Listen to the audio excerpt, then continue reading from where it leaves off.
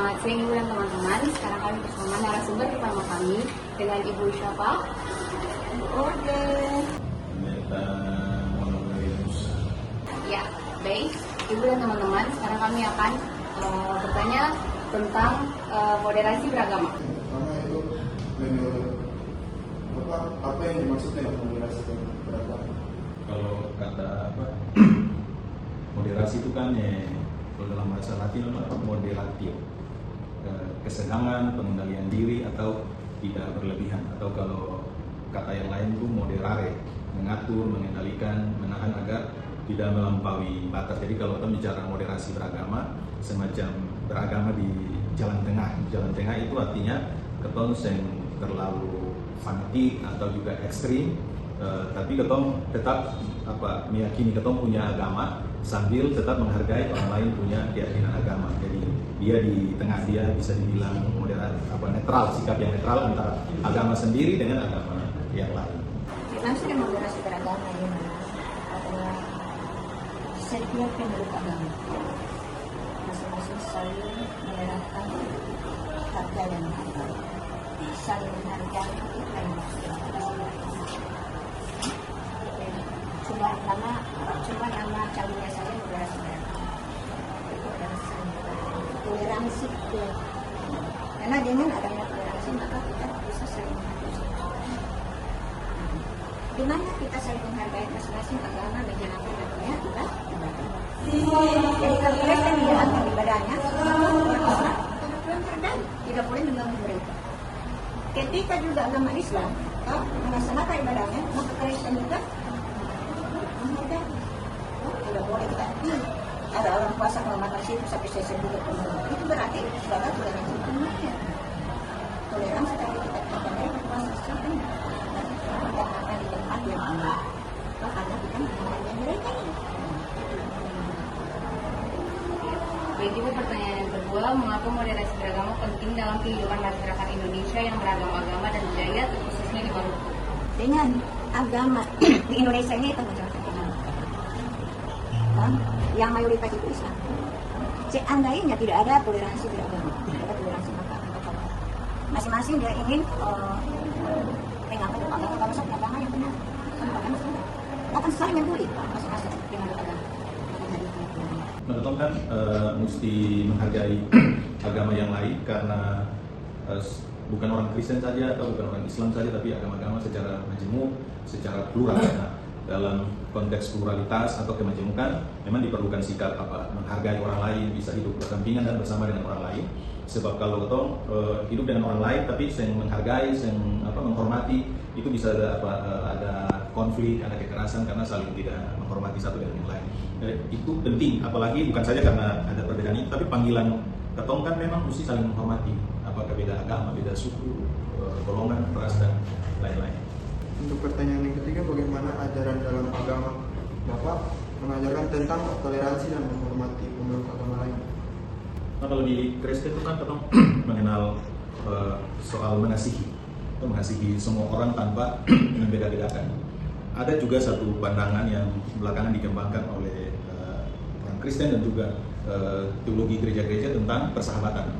Jadi persahabatan itu dia merangkul orang yang berbeda lintas agama, lintas budaya. Jadi ketong bersahabat, ketong berteman, ketong bergaul, ketong hidup bersama-sama. Dan konsep itu bikin masing-masing orang bisa saling mengenal. Kayak hari-hari kalau berteman atau bersahabat kan saling mengenal, saling menghormati, saling menopang satu dan yang lain, bahkan bisa kerjasama, bisa hidup bersama.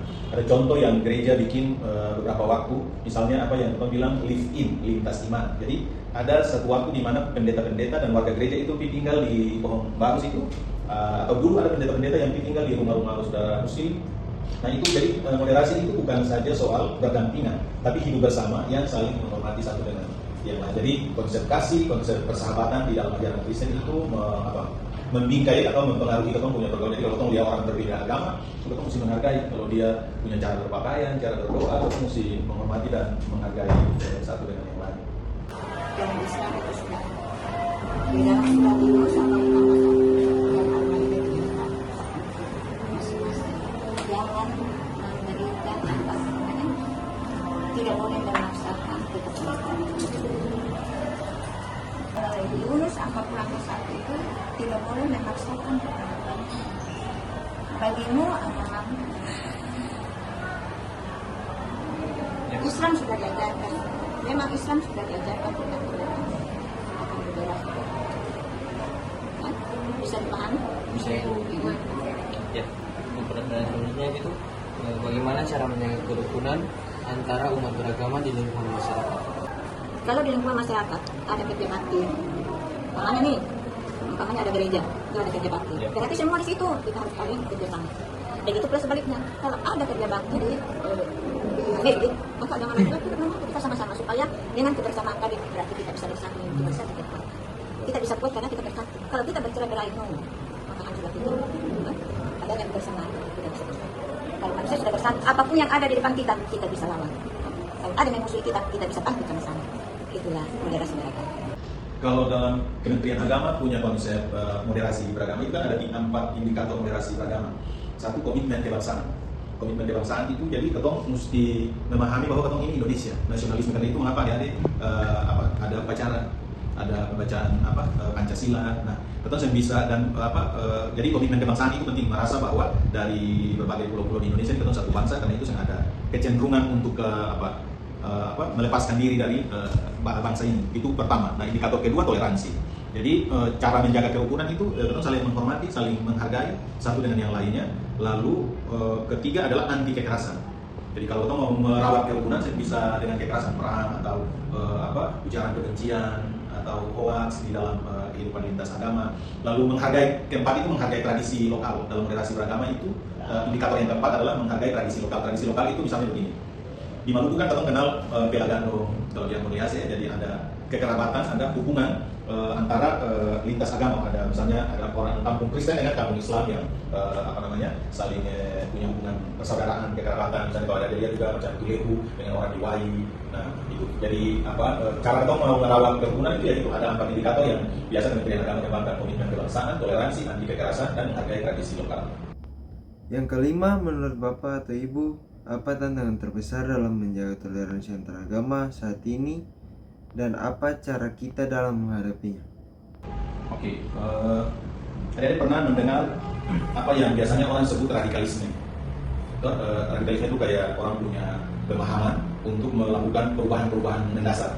Nah, tapi radikalisme itu ada juga yang berpotensi positif, tapi ada yang berpotensi negatif karena dia sudah mengikut sertakan atau melibatkan kekerasan. Jadi dia mau melakukan perubahan, tapi dengan cara kekerasan. Nah itu yang saya maksud. Tapi kalau kita mau bikin perubahan dengan ide, dengan anti kekerasan, nah itu bisa. Nah itu tantangan untuk kita mau membangun toleransi atau juga kerukunan. Tapi juga yang kedua adalah tantangan kita itu adalah ekstremisme. Jadi sangat fanatik berlebihan.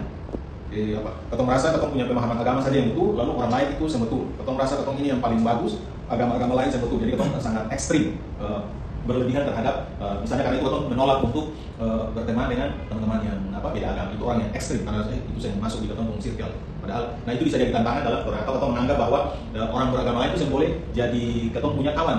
Nah itu bisa menjadi tantangan. Tapi juga ujaran-ujaran kebencian. Jadi misalnya kalau ada di sekolah atau juga di media sosial satu menyampaikan ujaran kebencian kepada yang lain, dia kan saya bisa membantu ketemu hidup toleran, hidup hukum, karena misalnya ketemu bilang ujaran kebencian ke teman-teman agama lain, maka pasti merasa saya enak. Sama dengan kalau coba dia bilang kata-kata yang saya bagus untuk ke teman-teman yang lain. Nah, itu sih yang kadang-kadang bisa menjadi tantangan ya untuk kita coba membangun toleransi dalam kehidupan bersama. Kalau terkait tantangan sih, terlalu berat. Intinya itu kalau kita sudah tumbuh saling harga itu sudah berat.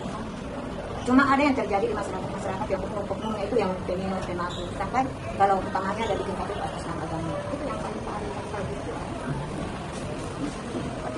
Maluku kan aman-aman, ada pun yang pasti itu oknumnya, yang malu. Tapi kalau tidak, atau aman-aman saja.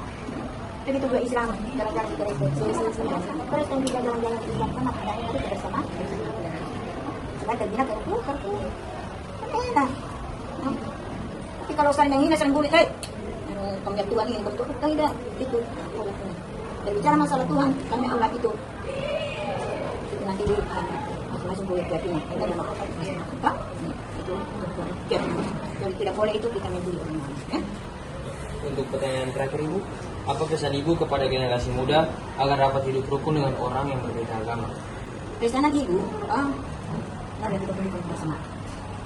Yang kita melihat agamanya. Tapi kita sama-sama bersatu. Kita bersatu. Kata generasi muda tidak boleh membuli. Jangan lihat umumnya itu Islam, itu mereka, itu sudah tidak ada. Indonesia ini adalah bendera kita karena kita bersatu. Supaya nyaman. Kalau kita sudah bisa mengatakan. Kita memang tahu yang dalam menunjukkan yang aneh-aneh itu udah.